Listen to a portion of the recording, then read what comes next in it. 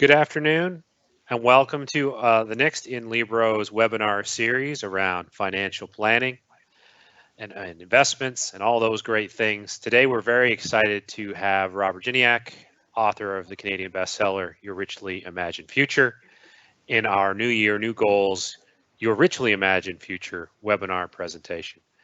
First, I just wanted to thank all of our attendees who tried to join our call last week on the 12th, where we had those technical difficulties. Appreciate your patience and understanding. Everything seems to be working well today. Robert's here, the presentation's here, and we're very excited to bring this to you. For those of you who haven't met Robert before or heard Robert speak before, he is the owner of Rich is a State of Mind, focusing on financial planning and personal development. He's a sought-after speaker at seminars across North America, provides lots of articles on personal and financial development issues. He's also the host of Money, Motivation, and More podcast and the We Digital personal finance show, We Talk Money. Robert's probably best known as the author of the Canadian bestseller, Rich is a State of Mind, a novel which examines personal finance through the eyes of a Canadian family. Robert's been a student of the financial planning process for over 25 years and states that his personal mission is to encourage Canadians to take control of their personal finances. Robert has shared this message with well over 50,000 financial professionals across North America, from large industry conferences to private company events. We're very excited to have Robert here today. Robert's message of planning and preparing being more important than product absolutely resonates with Libro and the value proposition that our financial planners and investment coaches bring to our owners every single day. We hope you enjoy today's presentation. We're going to let Robert present, and we will be hosting a Q&A, question and answer session at the end of the presentation. Given the nature of today's online format, you do have to use the chat feature located on your browser, and you'll be able to submit questions. We'll collect those, look for some common themes, and share those questions with Robert at the end. So, without further ado, I'd like to turn today's presentation over to Robert Gignac. Robert. Thank you very much, Paul. And I want to give a big shout out and thank you to Libro Credit Union, to the owners who joined us today, and to those who are potential owners within the Libro sphere. Today's presentation is called Your Richly Imagined Future, How to Create the Life of Your Dreams. And you may notice on the screen it says Robert Gignac, client. Why doesn't it say Robert Gignac, certified financial planner or life insurance agent or certified financial analyst? Because I'm none of those things. I've only ever been a client of the Canadian financial industry, and I have been for close to 30 years. I've never been a financial advisor. I've never worked for a credit union. I've never worked for an insurance company or a mutual fund or an ETF. I'm you. I'm a client of the Canadian financial industry trying to come to grips with everything you try to come to grips with. Money, investing, insurance. What does it all mean? Why do I need to care? And why can't I have a latte every once in a while? And how is that going to screw up my retirement? We're going to cover some of those topics today. Paul mentioned earlier that I'm perhaps best known for writing the book, Rich is a State of Mind. It's a Canadian bestseller. It's in its 19th printing, 45,000 copies. I'm not giving you those statistics to try to impress you because, well, quite frankly, I don't think they're that impressive. Trust me, Dan Brown, J.K. Rowling, not losing sleep over my book sales. But there's something about this book which has resonated with Canadians from St. John's to Victoria about the concept of personal finance. It's a novel. It has 4 central characters. And when people say, what's the basic message of Rich is a State of Mind? It's this. Rich is a State of Mind is a novel about personal finance as seen through the eyes of a slightly dysfunctional Canadian family. In short, could be your family. Certainly was the family I grew up in. We were nice people. We were just kind of quirky. And my guess is many of us grew up in that very same kind of family. And that's the family that inhabits this book. 4 central characters: Richard Jarvis, who's the mentor, niece and nephew, James and Joyce, 20-somethings trying to come to grips with all that stuff. Money, investing, insurance, goal setting. Why do I need to care? What's life all about? And oh yeah, I still want my latte. And Richard's best friend, John, who is the certified financial planner, financial professional. And over the span of 13 months worth of conversations, they talk about all of the stuff that all of us are worried about, including me. And with that as the basis for today's presentation, here we go. I'm going to talk about putting some of the pieces to the personal financial planning puzzle together. I don't have all the pieces. I've got a number of them. We're going to build part of the puzzle today, but this is a bigger puzzle than time would allow in a single 45 to 50 minute webinar. It's one of the reasons that I will, at various points during today's presentation, encourage you to talk to a Libro coach about some of the questions I can't answer and some of the questions that you're going to have that may come up later. Those pieces to the puzzle are things like, how do I invest? What do I invest in? How do I save money? What do I do about retirement? What if retirement's 40 years away and I really don't care about it now? What if retirement's 6 years away or 10 years away? It's a lot different scenario. There are literally thousands of questions in the personal finance sphere. And I would argue that there is one answer to all of those questions. Just one. And it's going to surprise you when I tell you what it is. And it's this. It depends. Do I open up an RSP or a TFSA? It depends. Do I save for retirement or pay down the mortgage? It depends. Do I take out a loan to go to university and get an advanced degree? It depends. There are only two questions in personal finance that the answer is absolutely yes, exclamation point. And here is the first. Should I spend less money than I earn? Yes, absolutely. Yes, exclamation point. I'll get to the second a little bit later. So I'm going to walk us through a four-step process about creating this thing I call your richly imagined future. And it starts in the bottom left hand of the screen with a thing I call current reality. It's where we all are today, 20th of January, 2021. We're all kind of like the people in that picture. A little bit swamped, overwhelmed, confused, a little bit afraid, lots of stuff happening. It's where we start this conversation.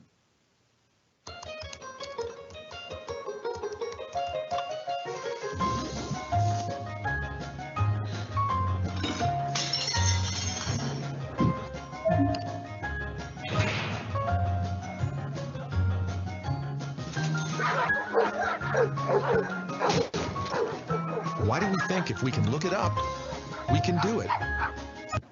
The tagline at the end of the ad says, why do we think if we can look it up, we can do it?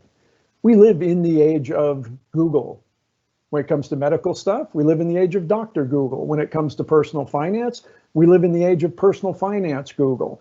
If you go to your browser, like I did about an hour ago, and type in the following search, Personal Financial Planning Canada. It's only got 4 words. Personal Financial Planning Canada, hit return.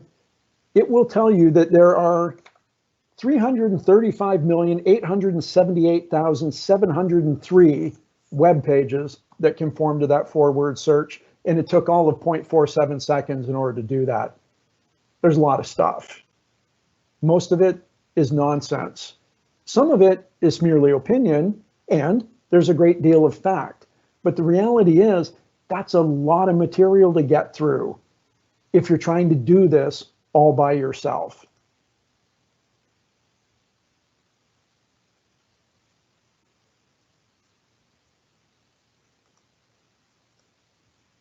So, what does rich mean? It's a big question. It's how I picked the title for the book, Rich is a State of Mind. When I was doing the book research, I sent this out to approximately 1,000 people. And I said, what is rich? That's all I asked. Of the responses, I got back about 600 plus, which is a pretty good response rate. There were only 3 out of 600 who said rich is 1,728, rich is 898, there were only 3 that quoted me a number. What did everybody else do? They told me a story. Some wrote me paragraphs, some gave me a sentence. I got a couple of short stories about what their life would look like, who they'd be spending their time with, what they'd be doing, and how they would feel if they ever answered this question, what is rich, with a yes. And my guess, ladies and gentlemen, is you would do the exact same thing. It's not about a number. It's about everything else that goes on in our lives that isn't related to that number. If you look it up in the dictionaries, what is rich, it doesn't even talk about money as the first definition. It talks about depth of color. Doesn't mean that money is not important. It is important. It's kind of like oxygen to some degree. You need to have some in order to get along, but its importance is different for every single one of us, and the value that we put on it is different for every single one of us. You know how I know this is a big issue? Because according to Personal Financial magazines, there are so many ways to get rich. You could take a look at Kiplinger's. It's US based, but it's a good magazine. They ran a 70th anniversary issue, 70 ways to build wealth. Forbes came along and said, no, 70 is not enough. There's 81 new ways to get rich. Money magazine came along and said, nope, not 81, there's actually 101 ways. Forbes wasn't very happy about that, so they came back with their 137 ways to get rich. And then in order to put an end to the argument, they released 365 ways to get rich. And I didn't Photoshop any of these magazine covers. You can find them all in Google Images and go and look at the issues. I would argue that there really is 4 ways to get rich. You could be born into it. You could attempt to marry it. You could win it. Lotto Max this Friday, 50 million bucks and 4 Max Million draws. It's possible, not probable, but it's possible. Or you could spend less money than you earn, create a financial plan, set some goals, be prudent, and while all of that is happening, get on with the rest of your life, because it shouldn't be all about the money. It should be about everything else. Didn't say money wasn't important. Said it's not the most important thing. And I hope that by the time we're done, you'll feel the same way. So we do a little bit of time traveling. Let's go back in time to 2020 BC. And by 2020 BC, I mean 2020 before COVID. A year ago, January, what were we worried about? I gave a presentation in Halifax, Nova Scotia, and I used this slide in front of a group of financial professionals. This is the basics of personal finance and the stock market, right? Markets are high, they're low, they're recovering, or they're in decline. That's all stock markets do. People tell me all the time, Robert, the stock market's so confusing. It's not confusing. It only does 2 things. It goes up and it goes down, it goes up and it goes down. That's all it does. But back in 2020 BC, I polled a bunch of financial professionals before I went to Halifax, and I said, put an X in this chart where you think we are in January of 2020. I amalgamated all the data. Let's take a look.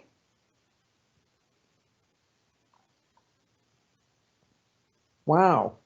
At that time, there was no general consensus, and some of my peers couldn't color inside the lines. So what happened next? Well, oh, wait, this just in.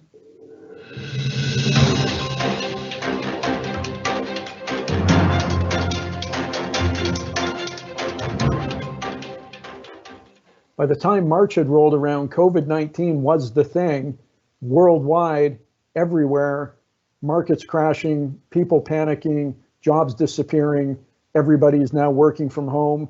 And aside from the fact that we're working from home, we're trying to teach grade 7 social studies and grade 11 mathematics at the same time. It came in and disrupted everything, everywhere. States of emergency, pandemic, worst day in the market since '87. Are we going to have to wear masks full time? This time it's different. And when it relates to personal finance, it's this last one that's the scariest. This time is different. Because anytime in the past, we have historical records to look at. It happened in 1987. It happened in 2001. It happened in 2008, in 2009. And what happened? There was a disturbance and stock markets fell. And then 18 months later, stock markets started to come back. And within 2 to 3 years, we forgot what the big deal was all about. But this time, everybody is screaming, this time is different. Do we know if it's different, really? No, we have no idea. And anybody who tells you they do know, I'm not sure I'd want to believe them. I'd listen to the theory, but I'm not sure I would want to make my decisions based on it. You know when we'll know it's different this time?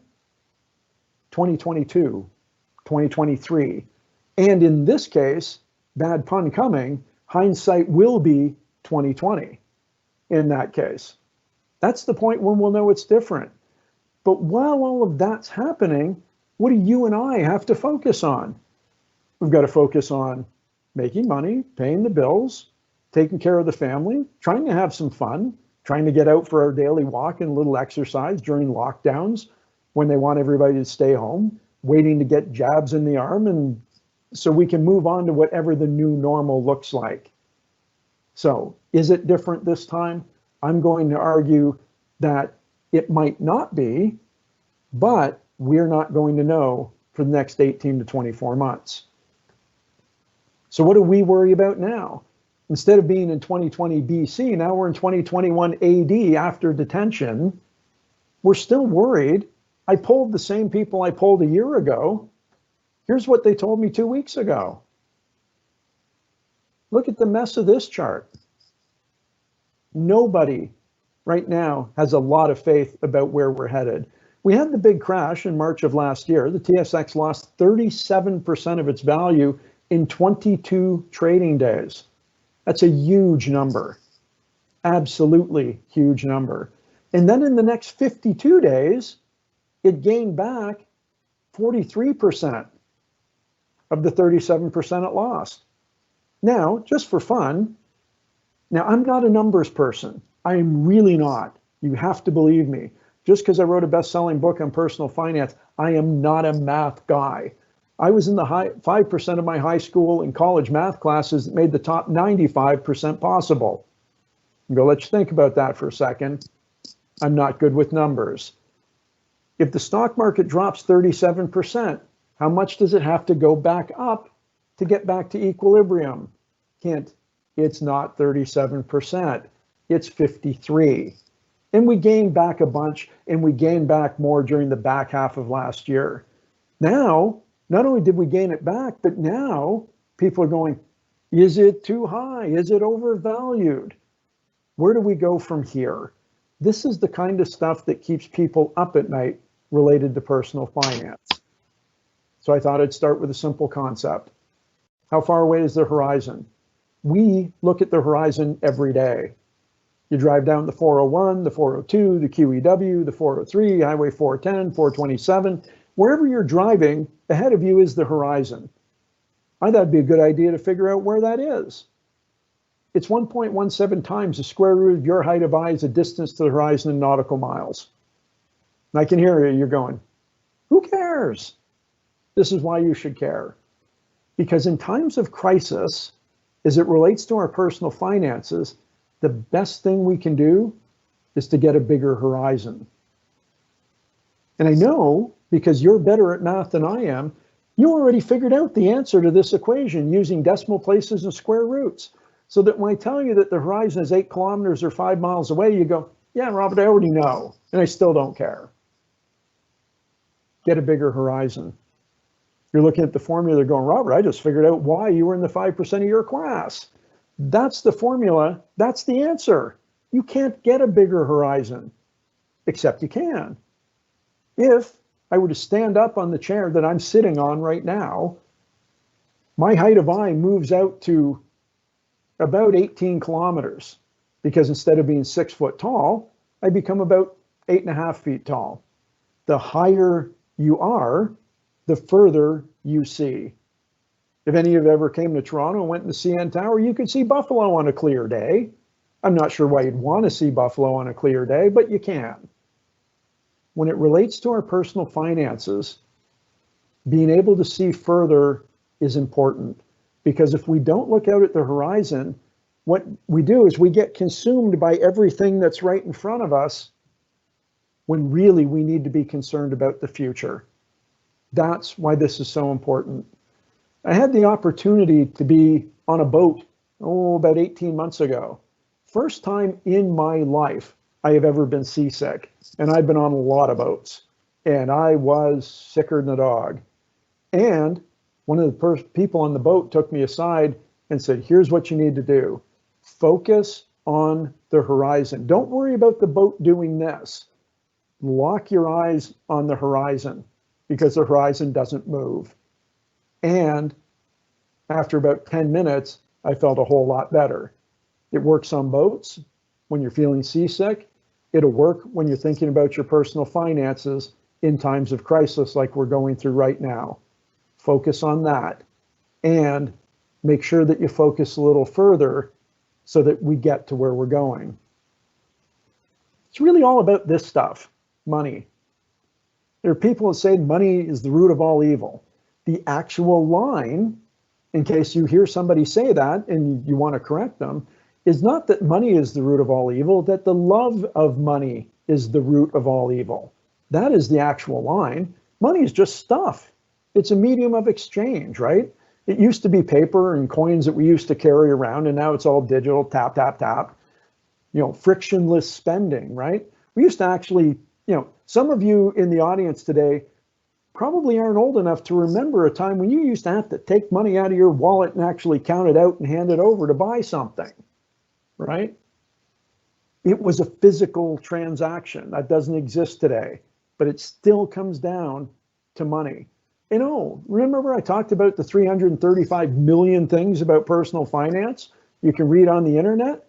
There are discussions out there on the internet that tell you that the 50s you're looking at on the screen, the $50 bills with Robert Borden on, if you scratch and sniff, they actually smell like maple syrup. No, I'm not kidding. I've tried it.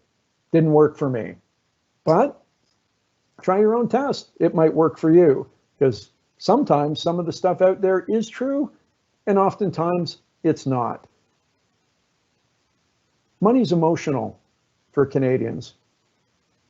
It comes from the families that we were born into. Some of the families we were born into were good with money. We got good lessons. Other families we were born into, the lessons weren't that great. And we were scrambling maybe paycheck to paycheck. And money was an issue that was very emotional. We worry that we don't have enough. We also worry that if we have too much of it, people will feel differently about us. But in the times that we're going through right now, one of the biggest fears people have about money is that when they go to get what they've saved up and go to the safety deposit box, there isn't going to be any there. That's what the current big fear is because of the global uncertainty, because of what's happening with COVID-19 and with the job market and with the economy and with the fact that we have a new president below the 49th parallel today, replacing the old president. Lots of stuff going on, lots of stuff distracting us from staying focused about our financial future. Here's what we're torn between, multiple thoughts all at the same time. Can we conquer COVID? What lies ahead? And for some of you out there today, myself included, will we ever be able to retire? I'm not going to hide. I'm 59 years old. Am I retiring anytime soon? No. Do I think about it from time to time? Yeah, I think about it a lot. It doesn't keep me up at night, but I do think about it. I've got an 80-year-old dad. Lives alone. What's his financial future going to be like? What's happening to his retirement funds and the money that he has? What's happening to my son, who's 25 years old now, starting a PhD at McGill in Montreal? What's the job future for him going to be like 4 years from now? What about funding the degree? What about living expenses in Montreal? Doesn't have to be there yet. Everything's virtual, and that's great. But eventually, you'll be moving there. So many things keeping us up at night, and yet every once in a while, that's a little nagging thought at the back of the mind. Financially, am I going to be okay? Financially, am I going to be okay? Current reality is about numbers and about economies and jobs. It's all data. Let's leave the data behind. I want to talk about your richly imagined future for a second. And by that, I do not mean money, but I think this is a very good place to kickstart the conversation. We went out and asked people a simple question. How old is the oldest person you've known? We gave people a sticker and had them show us. We learned a lot of us have known someone who's lived well into their 90s, and that's a great thing. But even though we're living longer, one thing that hasn't changed, the official retirement age. The question is, how do you make sure you have the money you need to enjoy all of these years? This is the picture. The guy in the video is Dr. Daniel Gilbert, Harvard University. If you'd like to give that a look into some of the work he's done on demographics, aging, and personal finance. Think about this in your own personal life. Who's the oldest person you've known? The oldest person I've known was my great-great-grandmother, who died at 101. My dad's 80. My mother-in-law's 82. I know a couple of people older than them, kind of 90 going on 91, 92 age frame. My guess is for those of you out there, you know a lot of people that fit in this demographic skew you see on the screen. Now, there is no hard and fast retirement age, but most people look at it somewhere between 60 and 70. Now, retirement may not mean a full stop. It may just mean life 2.0. Instead of working 35, 40, 45, 50, 55, 60 hours a week, you discover a great paying hobby that offsets your retirement income. But there's a gap between where we want or think we want to retire and where we're likely to end up. And that's where the concepts of personal finance, when you're in your 20s, 30s, 40s, and 50s, really kick in. If you're watching us today and you're in your 20s, you're looking at this going, I can't even comprehend that, and that's okay. Don't worry about that. If you're in your 30s, it's closer. 40s, it's closer. 50s, some alarm bells should be going off because you're within a 20-year horizon. And trust me, 20 years in the area of personal finance is nothing. It goes by like that. So we have to stay focused on that, yet we have to figure out, where are we today? What can I do today? What mistakes should I not make today? How can I improve my financial position today? Yet, every once in a while, there'll be that little nagging voice at the back of our head. How do you fill the gap? You do it with goals. It's chapter 5 in my book. Title, not surprisingly, What is the Goal? I talk about goals all the time. And no, not every goal is going to be money related. In fact, very few of them are. They're going to be things about our personal health, about our hobbies, about our family, about places we want to see, things that we probably want to buy, the home improvement that we may want to do. Now, will they involve money? Yeah, maybe at some point for some of them. But not every goal is going to be, I need to make 10% more money by this and get a 13% return on my investment and make sure I do.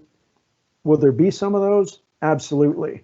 But I'm going to focus on the more important goals, what I'll call the life goals. Now, in chapter 5 in the book, when I talked about goals, I used this analogy, the concept of SMART goals. Everybody who talks about goals talks about this. Specific, measurable, achievable, realistic, time-based.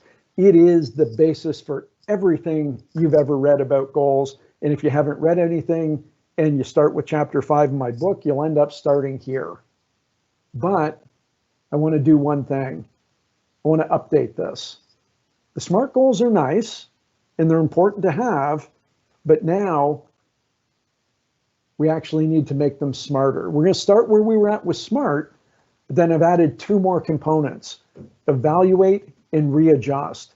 And it's been the last year that has changed this for me, because quite frankly, I had a number of pretty well-defined, clear goals about a bunch of things that I wanted to accomplish, that my wife and I wanted to accomplish, that as a family we wanted to accomplish.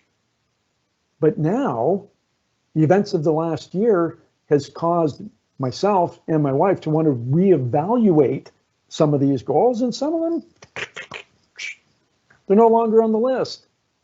That's fine, cross them out. One of the reasons people don't set goals is they're afraid that once they set them, they're stuck with them for the rest of their life. And I'm here to tell you, if you had set a goal 4 years ago and that goal doesn't resonate with you anymore, great. Take it off the list. If you wrote it down on a piece of paper, crumple it up. If you have it on a desktop document on your Mac, drag it to the delete folder. You're not stuck with this forever. We evaluate and we readjust based upon what we know now that we didn't know 4 years from now. And guess what? 4 years from now, 8 years from now, 12 years from now, things are going to change. And that's why we continually reevaluate these. Take a smart goal and make it smarter.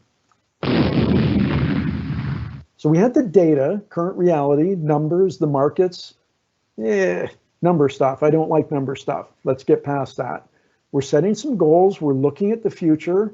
You're standing on the chair. You're looking out at the horizon. Now we get to blow stuff up. If you're wondering what's going to happen to the dude in this picture, my guess is, pun intended, he's in for a big shock. As many of us are with our personal finances. We're in for a big shock because our behavior doesn't reflect what we say we want to do with our money. I discovered this phrase back around, mid-90s. The philosophy of the rich versus the poor is this: the rich invest their money and spend what's left, the poor spend their money and invest what's left. Now, I used this at an event a couple weeks ago. Somebody was very critical of this quote and said, we don't talk about rich and poor. Okay. The philosophy of the financially successful versus the financially unsuccessful is this: the successful invest their money and spend what's left, the unsuccessful spend their money and invest what's left. There you go. You can have it whichever way you like. Remember earlier I said there are two pieces of personal financial advice that the answer is absolutely yes, exclamation point. This is the first. Do I need to spend less money than I earn or less money than I have? The answer is yes, exclamation point.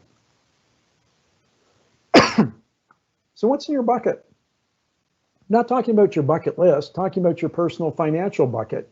Everything goes in there. Money goes in there, goals go in there, our bank accounts go in there, our retirement funds at work, if we've got an employer-sponsored plan, our TFSA or RSP, everything goes in there. In this last year, many of us are feeling like somebody hit our financial bucket with a shotgun blast and now it's leaking out all over the place. That's okay. You're not alone. And it's okay if the bucket's a little leaky. This is what the role of a personal financial coach is to help us plug holes in leaky budgets. Now, I mentioned budget. Budget doesn't work for everybody, and that's okay. I am at varying times both a fan and a not fan of the budget because it talks to you about where your money is going. And yes, it's important to know where it's going, but if you try to track every last cent, you're going to drive yourself crazy. I like the concept of the bucket, but making the bucket less leaky is one of the best things we'll do financially at this point. But we're up against a lot of different things. You know, the big four, we got Instagram, Facebook, Snapchat, TikTok. You're up against YOLO. The folks say, you only live once. I don't need to plan for the future. I can deal with the future later. And the folks who fear of missing out crowd is that they're worried that, what if I don't do this? I've used this line for a long time, but it's become even more apparent in the last 12 to 18 months. Social media is not the real world. I believe in that enough, I'm going to say it again. Social media is not your real world. It's everybody's best day 24/7.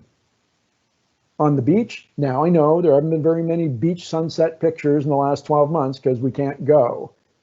Or it's the new car, or it's the new shiny new stainless steel appliances, or the kitchen reno, or the bathroom reno. Case in point, the two stocks with some of the largest gains in the stock market in the last 12 months, Home Depot and Lowe's, home renovation companies. Why? Because that's where you get all the stuff to do your home reno. We haven't had anywhere to go, so we've stayed at home and we've been renovating the places. Why? Some of us needed to build a home office.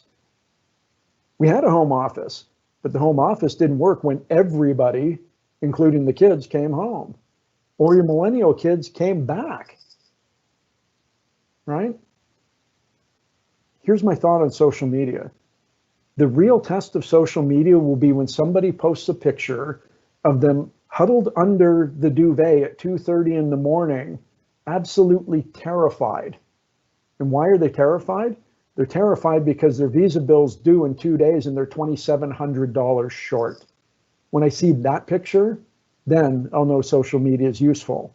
But there is one thing in the last year that has worked in our favor. It's called FOGO. In case you haven't heard of FOGO, I invented it. It's called fear of going out. There's nowhere to go. And when there's nowhere to go, there's nothing to spend money on. The savings rate of Canadians in the last 10 months skyrocketed. Last January, it was about 2 to 2.5%. December of this year, 19.4%, according to Statistics Canada. We're saving money because we have nowhere to go. And that could, for many of us, be one of the best things for our personal finances. And once we've exhausted everything on Netflix and Crave, stop watching financial fantasy television. This stuff, Love It or List It, Property Brothers, I'm sure those two guys are nice and they'd be fun to have a beer with. But from the perspective of their show, I'd like to smack them every once in a while. Because all of these shows exist for one reason only, to convince us that our lives aren't that great, right? Now, if I do this and you see me look to the right, I'm actually in the dining room of our home. Two reasons. One, it's the absolute best spot for Wi-Fi in our house. And two, because somebody else is in my office while I'm giving this presentation, and that's okay.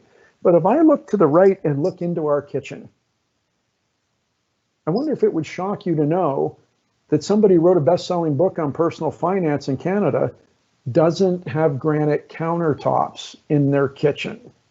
Oh my God, can you believe it? I don't have granite countertops. But according to the shows you're looking at on the screen, well, your life must suck if you don't have granite countertops. Is my life perfect? No, but I can tell you this, it doesn't suck because I don't have granite countertops. Stop watching financial fantasy television. Step 4, choices. Current reality, data, numbers, let it go. Set some goals for the future. Know you're going to have to evaluate and adjust, disrupt your behavior, and make some choices. There are some things that just aren't do it yourself. You do know it's possible to do your own dental work, right? Many of you tuned in today are in the Greater London area, and that's cool. You've got an excellent dental school right at Western in London. It's outstanding. My dentist graduated from that school, and she's pretty good. But I would never do this. But do you know, if you go to the lending library at Western, or if you go to the one at York or U of T, where they also have excellent dental schools, or wherever the big university is in your area, you can borrow the materials from the lending library. I've called multiple medical supply stores across this country every time I go to present somewhere. I haven't gone anywhere for a year, but when I do, it doesn't matter if it's Vancouver, Calgary, Winnipeg, or St. John's. Medical supply stores across this country will rent you the equipment. And you don't have to be a DDS licensed dentist. So if you can rent the equipment, ladies and gentlemen, and get the lending material from the university dental school library, or, there's an or, go on YouTube. Yes, You can go to YouTube and type in dental surgery videos. There are thousands of them. Now, 95% of them are teaching materials from reputable dental schools. The other 5%, don't watch the other 5%. They're like outtakes from the movie Saw. You don't want to see that. I'm not encouraging you to do your own dental work. I'm saying that many things are not do it yourself. And I am a firm believer that personal finance is one of them. People ask me all the time, you wrote a best-selling book on personal finance. You believe in using a financial professional, financial coach? Absolutely. Why? Because I've got so many other things I'm interested in that aren't personal finance. I've got better things to do. I care about it. I don't care about it enough to want to do it myself. Can people do it themselves? Sure. If they're disciplined and diligent and they set goals and they have a plan and they're focused. The problem is most of us aren't that when it relates to this. I've had people tell me that I suck at personal finance because I was never a math person. Hey, trust me, you don't have to tell me about not math people. I'm not one. But here's something I learned a long time ago. And I ask people this all the time when they give me the, I'm not good with math, so I'll never be good with money. I always ask them the same question. Did you graduate from grade school? And they look at me and they go, well, duh, of course I did. Great. Then you already know everything you need to know about math as it relates to personal finance. Add, subtract, multiply, divide. That's it. If you can add and subtract, you're 90% of the way there. It's not complicated in terms of the math. It's complicated in terms of the emotion and in terms of, will I be able to stay focused until I get there? There are two generally accepted principles about the choices we have to make. One is I don't even need a financial coach. I have access to the internet. Everything's there, 335 million pieces of information. Well, let's see how that's working out for Canadians. I didn't make up this headline, ladies and gentlemen. It's from the Globe and Mail, January of last year. Life's a bitch, then you retire, and then retirement's a bitch. Toronto Star, already living paycheck to paycheck. Some Canadians are being pushed to the brink by COVID-19. Retirement 649, this was from Maclean's magazine. More and more Canadians counting on lottery as a source of savings for life after work. Life is expensive, debt's easy, savings hard, so I play the lottery. Will it work for you? It could, but it's not probable. Global news, just a month ago, 46% of Canadians 200 or less away from not being able to pay their bills. So guess what? Just because the information is out there doesn't mean people are making better decisions with it. 50% of Canadians have a financial plan. 27% say those plans aren't written down in any way. I'm not a numbers person, but what that little data point means to me is that 77% of Canadians have no plan. And that is one of the biggest reasons we struggle with being successful financially. That is one of the reasons that I encourage you to have a conversation with a Libro coach about creating a plan. I'm not talking about creating a plan that's 247 pages long. It might just be one single sheet of paper that doesn't even go double-sided. That's okay. That can be the plan if it's the right plan for you at the right time in order to get you moving towards that richly imagined future. Here's the second general principle. I've got plenty of time to buy life insurance. You do, until you don't. So let's take a look at my heart. This is actually my heart. It's a heart MRI, Toronto General Hospital, about 4 years ago. I don't know if you know a lot about cardiac stuff, but if you're looking at this big black mass, you're going, that can't be good. It's not. So what happens when you become uninsurable? As a result of that heart MRI, a bunch of an angiogram and a bunch of echocardiograms, I've been diagnosed with a thing called apical hypertrophic cardiomyopathy. That's okay. I'll say it again. Apical hypertrophic cardiomyopathy. And it sounds scary as, doesn't it? Andrew Crean, my cardiologist, Dr. Andrew Crean, said to me, he put this up on the screen. He said, Robert, do you have life insurance? I looked at my wife, I looked at him, I looked back at her. I said, when is she getting the check? He said, oh, Robert, this won't kill you. But the moment I write down that diagnosis, you're uninsurable. Statistically, you'll die 27 years from now from something else. Okay. But sometimes life happens. And the thing that wouldn't kill me spawns something called ventricular tachycardia, which just might. And so, yes, they tell you in speaker school you should actually open up to your audience. I'm actually letting you peek inside. And right about here, where I'm pointing to on my shirt, is where that device you see on the screen is. It's called an inverted cardiac defibrillator, single channel. Sits right under my collarbone. And if in the next 6 minutes of this presentation you see me go, you'll know that the thing just saved my life, because that's what it's supposed to do. I've got a built-in life insurance policy that I carry with me 24/7. So we make choices. It's how they apply to those goals we talked about earlier. Here are 3: wills, estates, insurance. I talked about insurance. I'm not going to talk about estates, but I am going to talk about wills. Remember I said there were 2 answers, YES, uppercase exclamation. First was, should I spend less than I have? Yes. Here's the second. Do I need a will? Yes. YES, uppercase exclamation point. Every other question, it depends. I talk about it in the book. I make what people have told me is a powerful statement. If you die without a will, you show complete disrespect for the people in your life that you said you loved. I am just going to leave it at that. That's why we have a game plan. We have plan A, we have plan B, we have plan C. I'm a Detroit Red Wings fan. We have plan F, Q, R, S, right? My team's in trouble. And if you're a Red Wings fan, we're all in the same boat.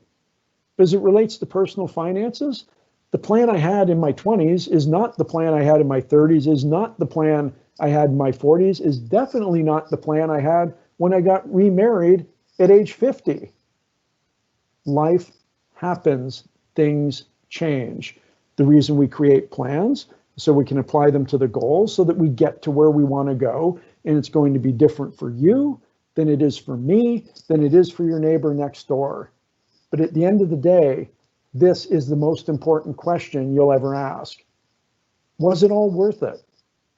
And you won't ask the question of your neighbor next door, or your coworker, or you won't even ask it of your Libro financial coach. You're going to ask it of the person you're looking at in the mirror in the morning. Was it all worth it? What you're looking at on the screen is Alaskan brown bear, about 700 pounds, looking for lunch. And I had a goal that I was going to take this picture. I set the goal in 1993. I set it as a 5-year goal.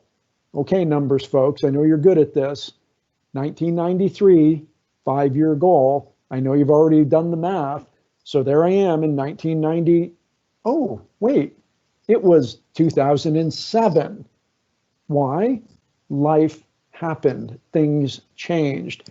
But my financial professional never let me forget where it was on the list. And it went up and it went down and it went back up, and it was finally time to do this. I went to Alaska and I took this picture. Did it impact me? Greatly.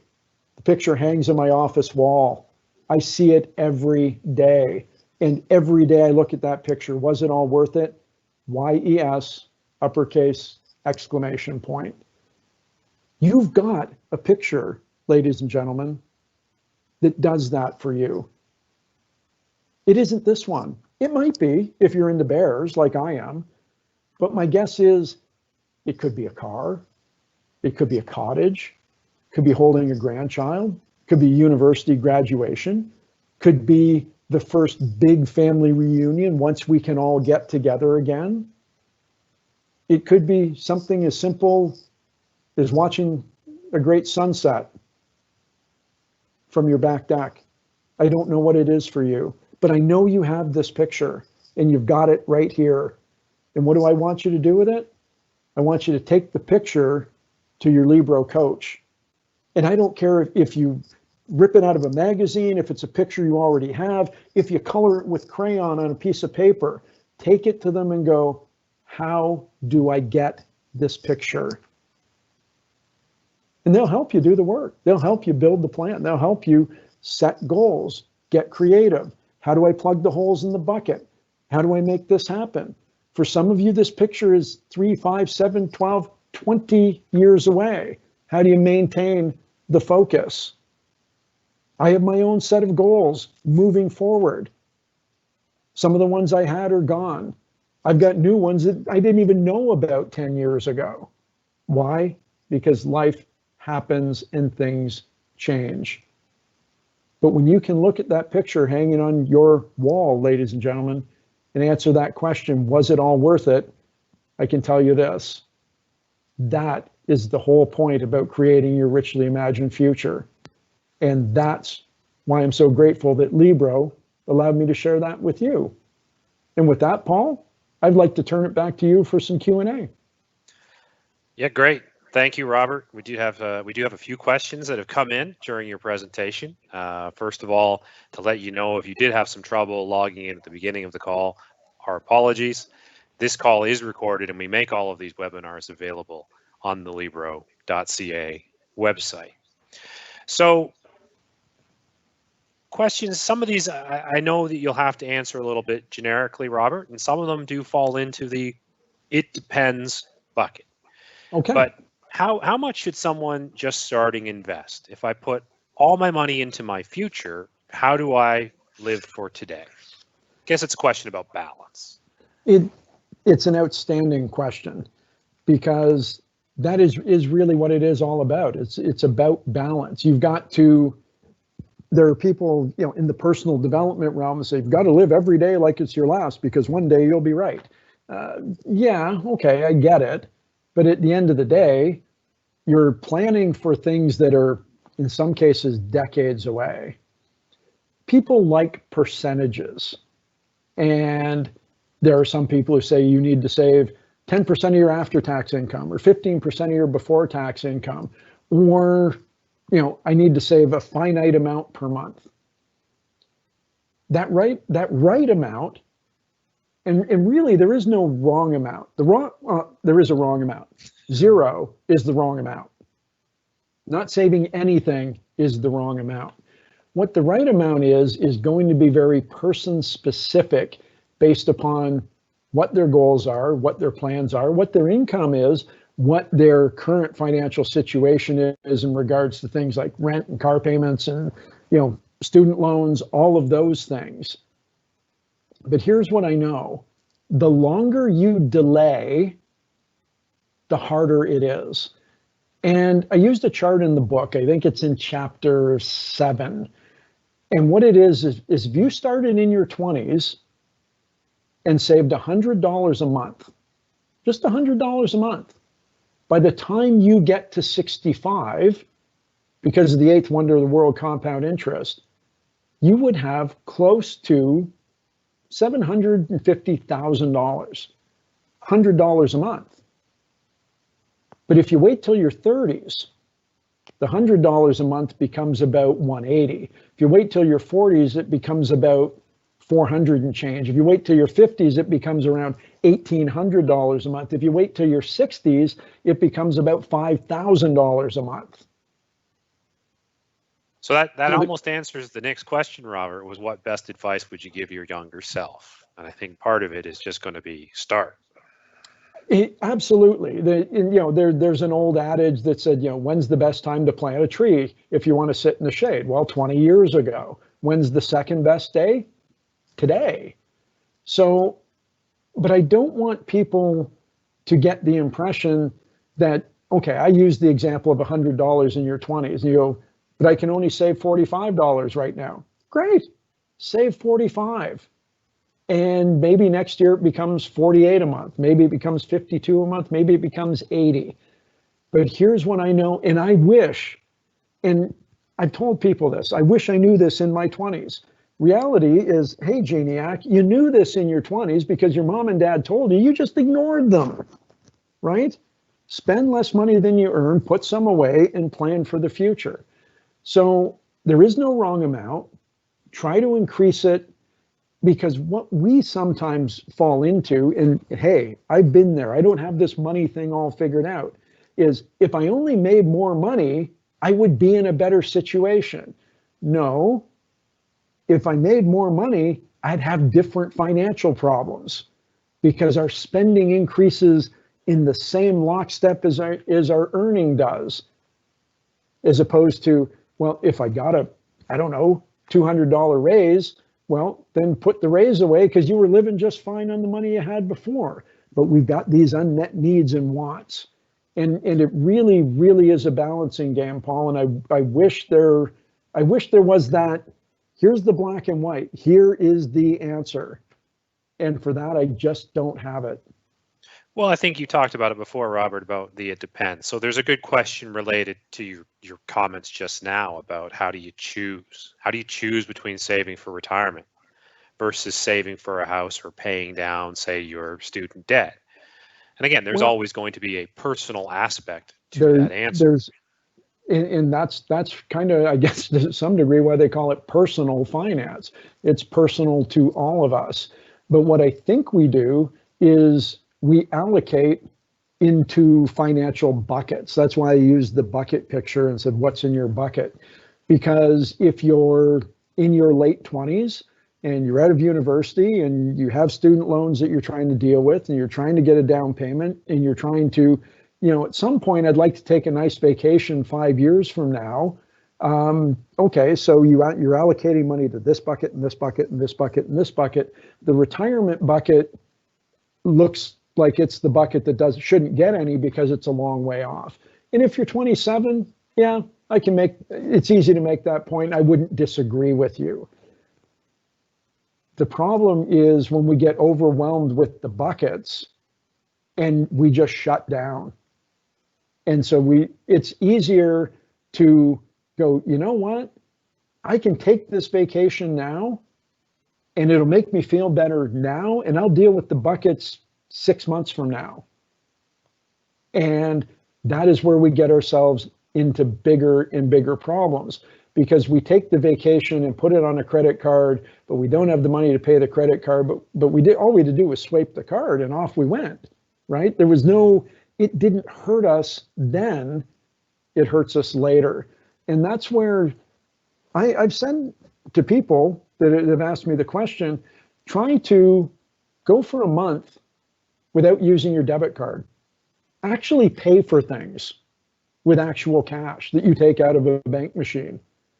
And it will change your perspective on where your money is going. When all we do is tap, tap, tap, tap. I call it frictionless spending. There's no transaction. By the time we've walked out of the store, we've forgotten what we spent it on. And if you did it with a credit card, you're going to be reminded. But if you did it with a debit card now, and debit can be better because at some point you tap the debit card and they go, there's no money in the account. Okay, well then you can't outspend it, which you can with a credit card. But finding the proper balance, it's tricky, but it's very, very worthwhile. Robert, what would you say? And I know we're getting at 5 o'clock, so we got maybe two more questions for you, Robert. And then there's one question that I was going to address in my final remarks, if that's all right. But what would you say is the biggest evolution you've seen in financial planning over the 25 plus years that you've been studying this? The biggest evolution for me is the amount of data that exists for us to go through in relation to investing and stocks and where do I put my money. We can, if you have an investment portfolio of some kind, you can sit there and all day long go, what am I worth now? What am I worth now? What am I worth now? And watch this all day. Day traders do this. People who are really interested in have online brokerage accounts do this. Back in the early 2000s, I worked for a tech company we got a bunch of stock options. They disabled our access to many of the personal financial websites from our work accounts. Why? Because too many people in the company were going, what am I worth now? What am I worth now? What am I worth now? 6 months later, you know what we were all worth? Because the company blew up. So it's about the data and about our need to know. There was a time back 25 years ago when I invested in my first mutual fund. ETFs didn't exist then. You only got the value of your mutual fund holding once a month. On the last day of the month, that was it. You didn't know any other day. You didn't know if it was up or down or going sideways. It was great because the more you focus on the data, the more confused and the more anxious we get about it. So I tell people all the time, they say, what I'm reading scares me. Great, take your laptop, close it down and stop reading. If what you're reading scares you and keeps you up at night, stop reading. Stop looking at your account balances. Stop looking at the data. Go for a walk. Talk to your wife and kids. Go set some new goals. Sit in the backyard, watch it snow. Do something that breaks that anxiety level about the data. Okay. Oh, thanks, Robert. There's a question here about, and I'll just quickly address it about U.S. stocks within your TFSA if it's a disadvantage. Oh, We're that's getting into some definitely a specific you question, Paul. Yeah, well, we're getting into some specific questions about withholding tax that may or may not be recoverable in a TFSA versus an RSP, and I would say the disadvantage is less than not taking advantage of the TFSA. And I wish they'd given it another name all completely. I hate that they call it a savings account. It should have been called an investment account. Yeah. Put those high opportunity, high growth, tax-free benefit products into a tax-free savings account, generally speaking, not cash. And we can worry about maybe some of the minor tax implications on US stocks another time. Right. The last question was I want to invest more, but I don't want to do it myself, to your point, Robert, but I really hate the fees involved thoughts. And my answer to that is going to be, we need to stop looking necessarily just at the cost, and we need to really consider the value. There is study after study after study from reputable sources. The University of Montreal and the Canadian Securities Administrators are two that jump to mind that show evidence again and again and again that investors who work with an advisor, who work with a coach, have better outcomes at the end of their investment journey than investors that do it on their own.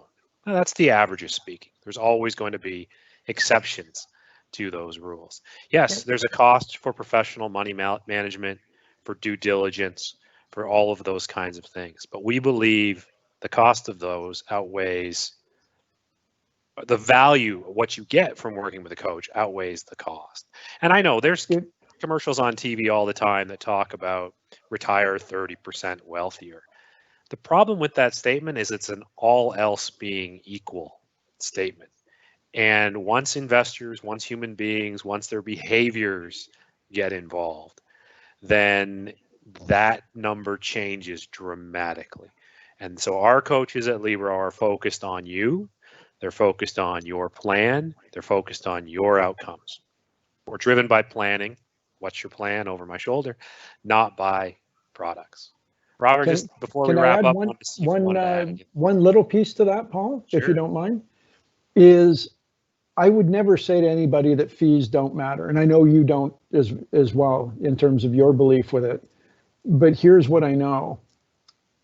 Fees are important. And if all things are equal and the fee for option A is less than B, all other things being equal, then sure, go with the one with the lower fee. That makes sense. Reality is it's rarely equal, but personal behavior with our money matters more. Now, I'll share with you this story. I bought a juicer. Why did I buy a juicer? Because I thought it would be a good idea. And the first couple of weeks with the juicer were awesome, right? You're jamming everything in this thing. Your glasses of fresh juice all the time. It's very cool. And then about 3 weeks after I bought the juicer, I went for a walk in the grocery store down an aisle apparently I had never been in before.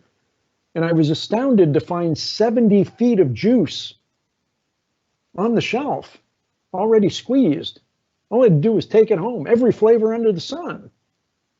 And I haven't used the juicer since. So our behavior, and that was a little thing.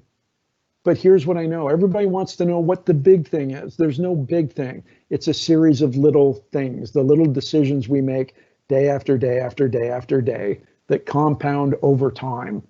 Like our money compounds over time. Invest early. Wait for the future to arrive. Invest prudently. Work with a financial coach. Set some goals. Take all of this together, and when we get to where we're going, my guess is we'll be very happy we made the effort.